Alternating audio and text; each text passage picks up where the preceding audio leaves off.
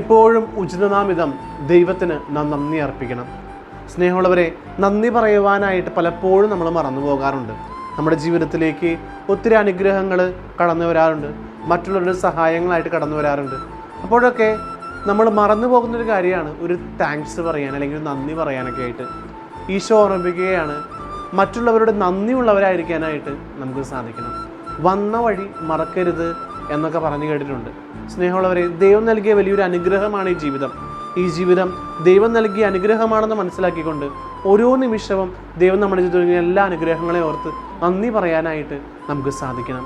പരിശുദ്ധമായ രീതിയിൽ തമ്പുരാൻ്റെ കൂടെ യാത്ര ചെയ്യുമ്പോഴാണ് നമ്മുടെ ജീവിതത്തിൽ മറ്റുള്ളവരിൽ ദൈവത്തെ കാണാനായിട്ട് നമുക്ക് സാധിക്കുക. അങ്ങനെ മറ്റുള്ളവരിൽ ദൈവത്തെ കൊണ്ടുകൊണ്ട് എല്ലാവരോടും നന്ദിയുള്ളവരായിരിക്കുവാനായിട്ട് നമുക്ക് സാധിക്കട്ടെ.